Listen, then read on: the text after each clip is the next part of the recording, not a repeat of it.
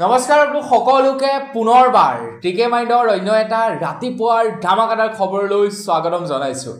অন্য দিনাৰ দৰে আজিও আপোনালোকৰ বাবে বহুকেইটা গুৰুত্বপূৰ্ণ খবৰ আছে। দেশ বিদেশৰ লগতে পলিটিক্সৰ লগত জড়িত কেইবাটাও খবৰ আছে। তো ভিডিওটো প্ৰথমৰ পৰা শেষলৈকে চাই থাকিব আৰু ভিডিওটো আৰম্ভ কৰাৰ আগতে সৰুকৈ এটা ৰিকুৱেষ্ট, যদি খবৰবিলাক আপোনালোকৰ ভাল লাগে তেন্তে লাইক এটা কৰি জনাব আৰু খবৰ কোনটো আপোনাৰ আটাইতকৈ বেছি ভাল লাগিলে সেইটো কমেন্ট সেকশনত জনাই থৈ যাব। আগবাইছো আজিৰ প্ৰথম খবৰটোৰ ফালে। প্ৰথম খবৰটো ওলাইছে ইডিৰ তৰফৰ পৰা। ইডিয়ে অসম আৰু মেঘালয়ত কয়লা সিন্ডিকেটৰ ওপৰত তেওঁলোকে অভিযান চলাইছিল আৰু প্ৰায় 15টাকৈ স্থানত অভিযান চলোৱাৰ পাছত ইডি তৰফৰ পৰা এটা প্ৰেছ বিবৃতি জনায় যে আমাৰ অসম আৰু মেঘালয়ত এতিয়াও বহুতো জায়গাত কয়লাৰ সিন্ডিকেট চলি আছে বুলি জনাইছে। অবৈধভাৱে কয়লাৰ খনন চলি আছে বুলি জনাইছে আৰু য'ত নেকি যোনে এই সিন্ডিকেটটো চলাই আছে তো তেখেতে এখন ট্ৰাকৰ পৰা প্ৰায় 1.5 লাখ টকাকৈ সংগ্ৰহ কৰে বুলি জনাইছে। মানে যোনে এই সিন্ডিকেটটো চলাই আছে ন, তো সেই সিন্ডিকেট চলোৱা ব্যক্তিজনে এখন ট্ৰাকৰ পৰা 1.5 লাখ টকাকৈ লয় এবাৰ মাল আপ ডাউন হোৱাৰ পাছত। চাওক কিমান ডাঙৰ এটা বৃহৎ সিন্ডিকেট চলি আছে অসম আৰু মেঘালয়ত। এইখাৰ কথা মই কোৱা নাই, এইখাৰ কথা কৈছে স্বয়ং ইডি তৰফৰ পৰা। আগবাইছো ইয়াৰ পাছৰটো খবৰ ফালে। বিজেপি পাৰ্টিৰ তৰফৰ পৰা পঞ্চায়ত নিৰ্বাচনৰ পূৰ্বে আপোনালোকৰ বাবে জাৰি কৰিলে প্ৰতিশ্ৰুতি। মানে প্ৰত্যেকটো পাৰ্টিয়ে প্ৰত্যেক নিৰ্বাচনৰ পূৰ্বে তেওঁলোকৰ প্ৰতিশ্ৰুতি কিছুমান জাৰি কৰে যে আমি কি কৰিম কি নকৰিম, আমাক যদি আপোনালোকে জয়যুক্ত কৰায় তেনেহলে আমি কি কৰিম কি নকৰিম। এনে পঞ্চায়ত নিৰ্বাচনৰ পূৰ্বে এনে ধৰণৰ দেখা পোৱা নাযায়, কিন্তু এইবাৰ পঞ্চায়ত নিৰ্বাচনতো এনে ধৰণৰ প্ৰতিশ্ৰুতিসমূহ দিয়া দেখিবলৈ পোৱা গৈছে ডাইৰেক্টলি পাৰ্টিৰ পৰা। এতিয়া বিজেপি ফালৰ পৰাও তেনেকুৱা ধৰণৰ প্ৰতিশ্ৰুতিসমূহ দিছে। তাৰে ভিতৰত প্ৰথমটো প্ৰতিশ্ৰুতি হৈ গ'ল অক্টোবৰ মাহৰ পৰা প্ৰতি ইউনিট কাৰেণ্টত আৰু 50 পইচা কমাই দিব বুলি জনাইছে। আৰু তেনেকুৱা ঢেৰ প্ৰতিশ্ৰুতি আছে। তো আপোন নিউজ চেনেলটো সাবস্ক্ৰাইব কৰি ৰাখিব। তাত অহা কালিলৈ আজি মই আপোনালোকক সন্ধিয়া 6 বজাত সকলোবিলাক প্ৰতিশ্ৰুতিৰ বিষয়ে জনাই দিম বিজেপি পাৰ্টিৰ। আগবাইছো ইয়াৰ পাছৰটো খবৰ ফালে। ইয়াৰ পাছৰ খবৰটো ওলাইছে পানীগাঁৱৰ পৰা, লখিমপুৰ পানীগাঁৱৰ পৰা। আপুনি বাৰু এই ভিডিওটো ক'ৰ পৰা চাই আছে? মোৰ ঘৰ লখিমপুৰতেই, আপোনাৰ ঘৰ লখিমপুৰত নেকি? আৰু যদি লখিমপুৰ হয় তেন্তে লখিমপুৰ কোন জায়গাত কমেন্ট সেকশনত জনাই থৈ যাব। খবৰ ওলাইছে লখিমপুৰৰ পানীগাঁৱৰ পৰা। তো লখিমপুৰ পানীগাঁও থানাৰ ওসি সত্যজিৎ বৰা নিলম্বিত, অৰ্থাৎ তেখেতক নিলম্বন কৰা হৈছিল। কিয় বাৰু জানেনে? কাৰণ তেখেতে এজন নিৰীহ গো পালকক গৰু চুৰ সজাই 21,000 টকাৰ তেখেতে ঘুষ লৈছিলে। 21,000 টকাৰ ঘুষ লৈছিলে, যিজনৰ কোনো দুখেই নাছিলে। তেখেতে গৰু পালন কৰে আৰু তেখেতকে চুৰ সজাই তেখেতৰ পৰা 21,000 টকাৰ ঘুষ লৈছিলে আৰু তেখেতক তাৰ বাবে নিলম্বন কৰা হৈছিলে আৰু তাৰ পিছত তেখেতে পলাই আছিলে আৰু এতিয়া অৰুণাচল সীমান্তৰ পৰা তেখেতক আটক কৰিছে বুলি খবৰ ওলাইছে। আগবাইছো ইয়াৰ পাছৰটো খবৰ ফালে। ইয়াৰ পাছৰ খবৰটো ওলাইছে আমাৰ অসমৰ সাংবাদিকসকলৰ বাবে এটা বিৰাটেই ভাল খবৰ ওলাইছে। খবৰটো হৈছে সাংবাদিক সুৰক্ষা আইন প্ৰৱৰ্তনৰ দাবীত ৰাজ্যপাল লক্ষ্মণ প্ৰসাদ আচাৰ্যক স্মাৰক পত্ৰ প্ৰদান। ৰাজ্যপালে দিলে ইতিবাচক সঁহাৰি। গুৱাহাটী প্ৰেছ ক্লাবৰ সভাপতি সুস্মিতা গোস্বামী, উপসভাপতি যতীন ভাগৱতী আৰু সাংগঠনিক সম্পাদক কিশোৰ জ্যোতি শৰ্মাই সাক্ষাৎ কৰি এই স্মাৰক পত্ৰ প্ৰদান কৰে বুলি জনাইছে। আমাৰ অসমত আমি কিছু সময়ত দেখা পাই থাকোঁ সাংবাদিকসকলৰ ওপৰত যিসকল ক্ষমতাত থকা ব্যক্তি বা কিছুমান পলিটিচিয়ানে তেওঁলোকৰ পাৱাৰৰ অপব্যৱহাৰ কৰি তেওঁলোকক বিভিন্ন সময়ত অত্যাচাৰ চলাই থাকে আৰু সেই অত্যাচাৰ নচলাবৰ বাবে সাংবাদিকৰ সুৰক্ষাৰ বাবে এই স্মাৰক পত্ৰ এতিয়া প্ৰেৰণ কৰিছে। আগবাইছো ইয়াৰ পাছৰটো খবৰ ফালে। ইয়াৰ পাছৰ খবৰটো ওলাইছে ইৰাণৰ পৰা। খবৰ ওলাইছে ইৰাণৰ সকলোতকৈ ডাঙৰ বাণিজ্যিক বন্দৰত এতিয়া বিস্ফোৰণ হৈছে বুলি খবৰ ওলাইছে আৰু এই বিস্ফোৰণত প্ৰায় 300 নাগৰিক আহত হৈছে। এই ঘটনা সংঘটিত হৈছে ইৰাণত। ইৰাণৰ আটাইতকৈ ডাঙৰ যিখন নেকি বাণিজ্য, মানে যিখন নেকি আটাইতকৈ ডাঙৰ বজাৰ, সেই বজাৰখনতেই বোমা বিস্ফোৰণ হয় আৰু 300 লোক আহত হৈছে।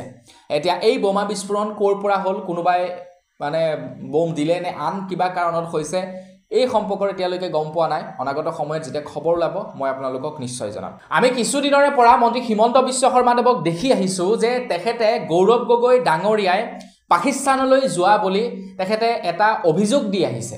মানে অভিযোগ লগাই আহিছে তেখেতে যতেই নিৰ্বাচন চলাবলৈ যায় তাতেই তেখেতে চান্স পালেই কয় বা প্ৰেছৰ সন্মুখতো চান্স পালেই কয় যে গৌৰৱ গগৈয়ে পাকিস্তানলৈ গৈছিলে, পাকিস্তানত গৈ 15 দিন থাকি আহিছে আৰু এই সম্পৰ্কত এতিয়ালৈকে গৌৰৱ গগৈয়ে একো বিবৃতি দিয়া নাই বা গৌৰৱ গগৈয়ে এই সম্পৰ্কত এতিয়ালৈকে একোৱে প্ৰত্যুত্তৰ দিয়া নাই আৰু তেনে অৱস্থাত মন্ত্ৰী হিমন্ত বিশ্ব শৰ্মাদেৱক সাংবাদিকসকলে সোধাত মন্ত্ৰী হিমন্ত বিশ্ব শৰ্মাদেৱে কৈছে গৌৰৱ গগৈয়ে যদিহে ক'ব পাৰে যে তেখেতে পাকিস্তানত 15 দিন থাকি অহা নাই বুলি তেতিয়া মুখ্যমন্ত্ৰী ডাঙৰীয়াদেৱে পদত্যাগ কৰিব বুলি জনাইছে মানে মুখ্যমন্ত্ৰী পদৰ পৰা পদত্যাগ কৰিব বুলি জনাইছে মন্ত্ৰী হিমন্ত বিশ্ব শৰ্মাদেৱে আগবাইছো ইয়াৰ পাছৰটো খবৰ ফালে ইয়াৰ পাছৰ খবৰটো ওলাইছে পেহেলগামৰ সন্ত্ৰাসবাদী আক্ৰমণৰ ওপৰত তো পেহেলগামত যি নেকি সকলৰ ওপৰত সন্ত্ৰাসবাদীসকলে আক্ৰমণ কৰিলে তো তাৰ পাছতেই এতিয়া আমাৰ ভাৰতীয় সেনাই বিভিন্ন ধৰণৰ অভিযানবিলাক হাতত লৈছে যাতে সন্ত্ৰাসবাদীসকলক আমাৰ ভাৰতৰ ভূমিৰ পৰা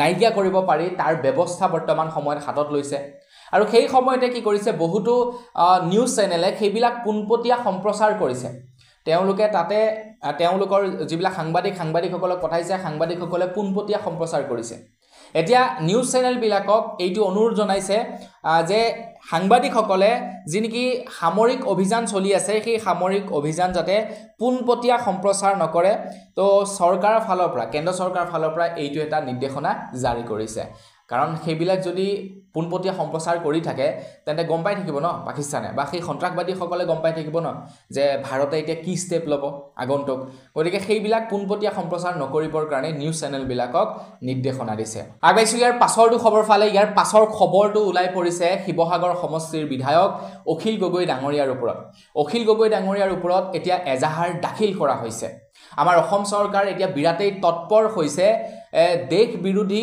মন্তব্য কৰা লোকসকলৰ ওপৰত যিসকলে পৰোক্ষ বা প্ৰত্যক্ষভাৱে দেশ বিৰোধী মন্তব্য কৰিব তেওঁলোকক ডাইৰেক্টলি জেলত নিয়া হ'ব এতিয়া অখিল গগৈৰ ওপৰতো ঠিক তেনেকুৱা ধৰণৰ মন্তব্য কৰাৰ বাবে এজাহাৰ দাখিল কৰা হৈছে তো অখিল গগৈয়ে কৈছে যে সন্ত্ৰাসবাদীক নিৰ্মূল কৰিবলৈ কোৱা কাৰণেই মই জেললৈ যাব লাগে নেকি মোৰ বিৰুদ্ধে গোচৰ দিব লাগে নেকি আমি দেশক ভিতৰৰ পৰা ভাল পাওঁ দেশৰ কাৰণে জীৱন দি আছো আৰু দি থাকিম অখিল গগৈয়ে কৈছে যে পুলৱামাৰ যিসকল সন্ত্ৰাসবাদী সেই সন্ত্ৰাসবাদীসকলৰ ওপৰত কঠোৰতকৈ কঠোৰ ব্যৱস্থা ল'ব লাগে তো তেওঁলোকৰ ওপৰত যিমান পাৰে সোনকালে ব্যৱস্থা লৈ তেওঁলোকক সাফাই কৰিব লাগে ভাৰতৰ ভূমিৰ পৰা তো এই বুলি তেখেতে মন্তব্য কৰিছিল আৰু কিছু লোকে কি কৰিলে তেখেতৰ মন্তব্যবিলাকক এডিটেড কৰি তেখেতৰ মানে ভুৱা ভিডিঅ' বনাই কি কৰিলে বাপেকে ছ'চিয়েল মিডিয়াত প্ৰচাৰ কৰিছে বিভিন্ন আৰ্টিকেল জৰিয়তে আৰু তাৰ পাছত তেখেতৰ ওপৰত FIR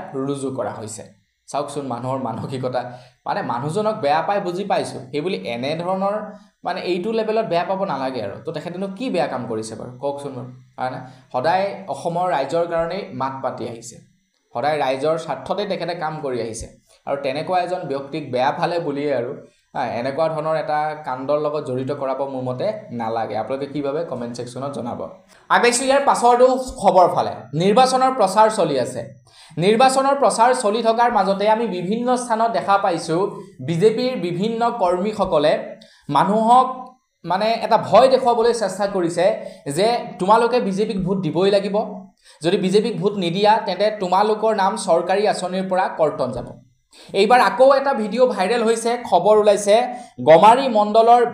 গমাৰী মণ্ডল বিজেপিৰ সভাপতি খগেন শইকীয়াৰ বিৰুদ্ধে এটা ভিডিঅ' বৰ্তমান সময়ত প্ৰচাৰ হৈছে যিটো ভিডিঅ'ত তেখেতে কৈ আছে যে এই ৱাৰ্ডৰ পৰা তিনিজনকৈ ব্যক্তি তিনিজন ব্যক্তি আপোনালোকৰ ৱাৰ্ডত এইবাৰ নিৰ্বাচন খেলিব এই তিনিজন প্ৰাৰ্থীক যদি আপোনালোকে ভোট নিদিয়া বুলি গম পাওঁ তেন্তে আপোনালোকৰ চৰকাৰী আঁচনিৰ পৰা নাম কৰ্তন যাব এটা নিৰ্বাচন আয়োগে মোৰ মতে কি কৰি আছে এওঁলোকৰ ওপৰত ব্যৱস্থা নলয় কিয় তো মানিছো বিজেপিক মানুহে ভাল পায় বিজেপি কেনেও ভোট দিব মানুহে নকলেও তেওঁলোকে এনেকুৱা ধৰণৰ প্ৰলোভনবিলাক নিদিলেও ভোট দিবগে কিন্তু তথাপিও এনেকুৱা ধৰণৰ প্ৰলোভন এনেকুৱা ধৰণৰ দাবী ধমকি এইবিলাক কেনেকুৱা ধৰণৰ পলিটিক্স তো তেওঁলোকৰ ওপৰত মোৰ মতে নিৰ্বাচন আয়োগে কঠোৰতকৈ কঠোৰ ব্যৱস্থা হাতত ল'ব লাগে বা বিজেপিৰ যিসকল ওপৰ মহলাৰ ব্যক্তি আছে তেওঁলোকেও যদি চাই আছে তেওঁলোকেও কিবা এটা ব্যৱস্থা ল'ব লাগে এইটো কেনেকুৱা পলিটিক্স তোমালোকে যদি বিজেপিক ভোট নিদিয়া তোমালোকৰ চৰকাৰী আঁচনিৰ পৰা নাম কৰ্তন কৰিম আৰে ভাই তোমালোকৰ পকেটৰ পৰা দি আছে নেকি পইচা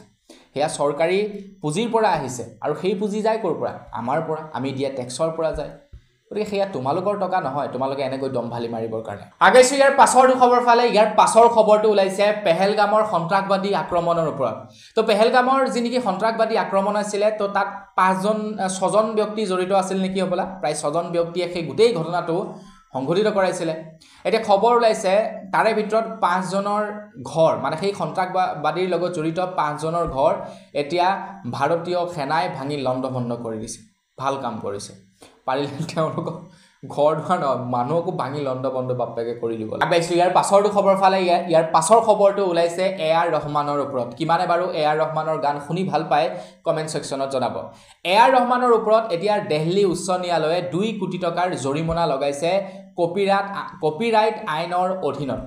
তো তেখেতৰ ৰিচেণ্টলি এটা গান ৰিলিজ হৈছিলে, এখন ফিল্মৰ তামিল চিনেমাৰ এখন গান ৰিলিজ হৈছিলে, আৰু সেই গানটো অন্য এটা গানৰ লগত মানে অলপ মিলে, মানে লিৰিক্সবিলাক সুৰবিলাক অলপ মিলে, কিন্তু তেখেতে ক্ৰেডিট দিয়া নাছিলে বা সেই অ'নাৰজনৰ পৰা কোনো ধৰণৰ পাৰ্মিশ্যন লোৱা নাছিলে। তাৰপিছত সেই অ'নাৰজনে তেখেতৰ এগেইনষ্টত দিল্লী উচ্চ ন্যায়ালয়ত কপিৰাইট আইনৰ অধীনত গোচৰ ৰুজু কৰিলে, আৰু তাৰ পাছত এতিয়া A.R. ৰহমানে সেই ব্যক্তিজনক 2 কোটি টকা দিব লগা হৈছে।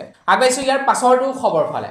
আমাৰ অসমত এতিয়া ৰাতিও বিদ্যালয় খোলা থাকিব। ৰাতিও, অকল দিনতেই নহয়, ৰাতিও এতিয়া আমাৰ অসমত বিদ্যালয়সমূহ খোলা থাকিব। যেনে অংগনবাদী বিদ্যালয়সমূহ খোলা থাকিব, যেনে যিবিলাক নেকি LP স্কুল আছে সেই LP স্কুলসমূহ খোলা থাকিব। কিয় খোলা থাকিব? এতিয়া কি কৰিব অসম চৰকাৰে, গাঁৱৰ যিবিলাক নেকি শিক্ষিত ল'ৰা ছোৱালী আছে সেই ল'ৰা ছোৱালীসকলক দায়িত্ব অৰ্পণ কৰিব ক্লাছ 10ৰ ল'ৰা ছোৱালীবিলাকক ৰাতি পঢ়ুৱাবৰ কাৰণে।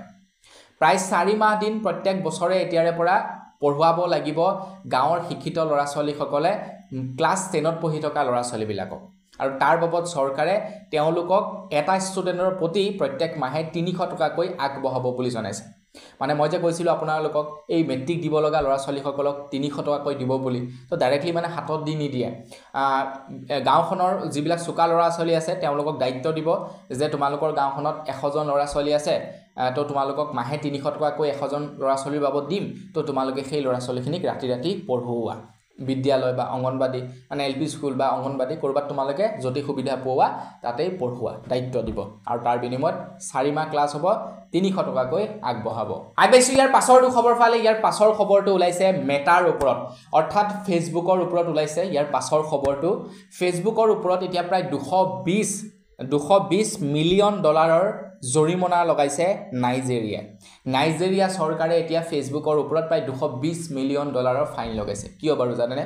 কাৰণ মেটাই হেনো ফেচবুকৰ পাৰ্চনেল ডাটাবিলাক, মানে মানুহৰ পাৰ্চনেল ডাটাবিলাক ব্যৱহাৰ কৰি তেওঁলোকে বিভিন্ন কামত ইউজ কৰিছে, আৰু তাৰ বাবে এতিয়া তেওঁলোকক $220 মিলিয়ন টকাৰ ফাইন লগাইছে। আগবাইছোঁ ইয়াৰ পাছৰটো খবৰ ফালে। ইয়াৰ পাছৰ খবৰটো ওলাইছে অখিল গগৈ ডাঙৰীয়াৰ ওপৰতে।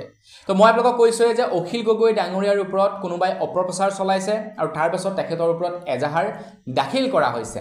আৰু সেই অপপ্ৰচাৰ কোনে কোনে চলাইছিলে জানেনে? সেই অপপ্ৰচাৰ চলাইছিলে শিখা শৰ্মা আৰু গৌতম শৰ্মা নামৰ 2জন ব্যক্তিয়ে। তেওঁলোকে ফেচবুকত পোষ্ট কৰিছিলে অখিল গগৈৰ বিৰুদ্ধে।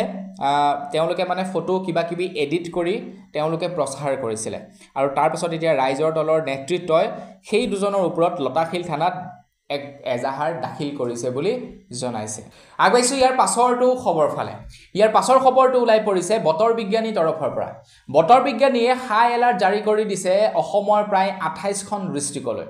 ডিব্ৰুগড়, যোৰহাট, শিৱসাগৰ, ধেমাজি, তিনিচুকীয়া, গোলাঘাটকে ধৰি প্ৰায় 28খন ডিষ্ট্ৰিক্টৰ বাবে হাই এলাৰ্ট জাৰি কৰি দিছে, আৰু জনাইছে যে 30 এপ্ৰিললৈকে 60 কিলোমিটাৰ প্ৰতি বেগত বৰষুণ আহিব পাৰে বুলি জনাইছে। 60 কিলোমিটাৰ/আৱাৰ স্পীডত বৰষুণ আহিব পাৰে বুলি জনাইছে 30 এপ্ৰিললৈকে।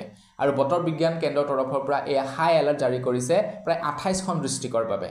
গতিকে সাৱধান এইকেইদিন পৰাপক্ষত, কাৰণ বিজুলী ঢেৰেকনি অহাৰো চান্সেছ আছে। বিজুলী ঢেৰেকনি পৰিলে ক্ষতি হ'ব পাৰে, গতিকে সাৱধান। আগবাইছোঁ ইয়াৰ পাছৰটো খবৰ ফালে। আপোনালোকেতো মোবাইল ফোন ব্যৱহাৰ কৰে, আপোনালোকেতো ছ'চিয়েল মিডিয়া ব্যৱহাৰ কৰে। তো যিকোনো এটা বস্তুৰে এটা ভাল দিশো আছে আৰু এটা বেয়া দিশো আছে। কোনো এটা বস্তুক মানে কোনো এজন ব্যক্তিয়ে কি ভাবে লয় সেইটোৰ ওপৰত ডিপেণ্ড কৰে বস্তুটোৱে সেই মানুহজনক উপকাৰ কৰিছে নে অপকাৰ কৰিছে। আপুনি যদি মোবাইলটো আপোনাৰ মানে উপকাৰিতাৰ কাৰণে ব্যৱহাৰ কৰে তেনেহ'লে আপোনাৰ কাৰণে ভাল, আৰু আপোনাৰ অপকাৰিতাৰ কাৰণে যদি ব্যৱহাৰ কৰে তেনেহ'লে আপোনাৰ কাৰণে বেয়া।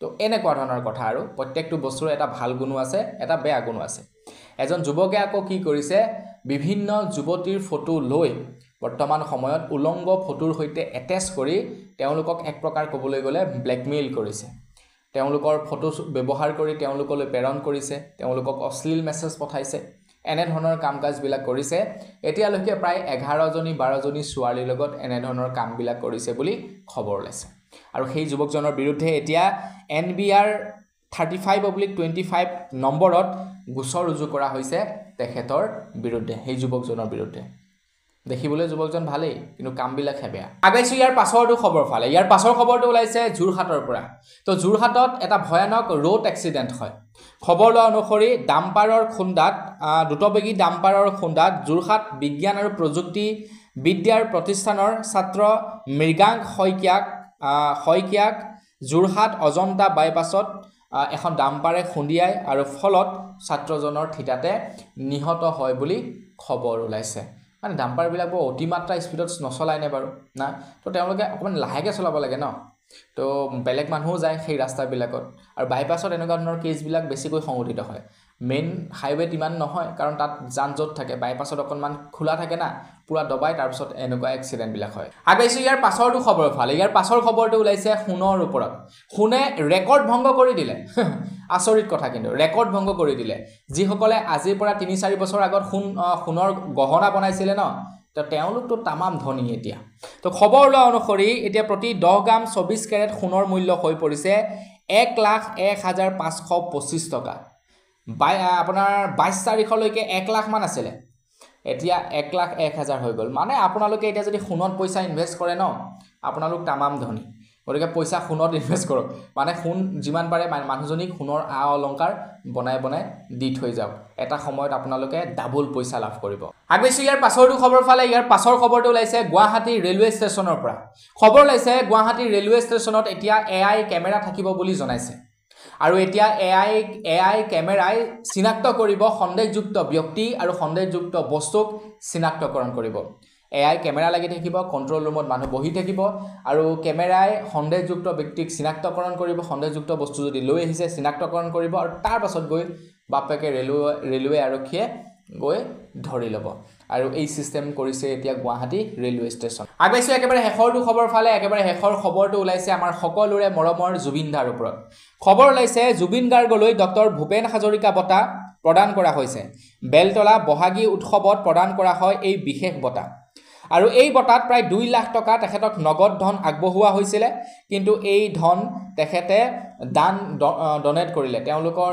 কিবা এটা ফাউণ্ডেশ্যন আছে তো সেই ফাউণ্ডেশ্যনলৈ তেখেতে এই 2 লাখ টকাটো আগবঢ়াই দিছে আৰু এই 2 লাখ টকাটো যাতে ধৰি লওক কাৰোবাক সহায় কৰিব পাৰে তো তাৰ বাবে এই 2 লাখ টকাটো ডনেট কৰিছে বুলি জনাইছে জুবিন গাৰ্গৰ তৰফৰ পৰা তো আমাৰ তৰফৰ পৰা জুবিন দালৈ বহুত বেছি শুভেচ্ছা আৰু লগতে জুবিন গাৰ্গৰ হৈ সুন্দৰকৈ এটা কমেন্ট কৰি থৈ যাব তো বন্ধু বান্ধৱীসকল বস আজি ভিডিও জনাবলগীয়া খবৰ ইমানকেইটাই আছিলে খবৰকেইটা জানি আপোনালোকৰ কেনে লাগিলে কমেন্ট সেকশনত জনাব যদি ভাল লাগিলে লাইক এটা কৰিব চেনেল যদি সাবস্ক্ৰাইব কৰা নাই সাবস্ক্ৰাইবটো কৰি ল'ব পুনৰ এটা ভিডিও লগ পোৱাৰ খাজলে বিদায় মাগিছো ধন্যবাদ জয় অসম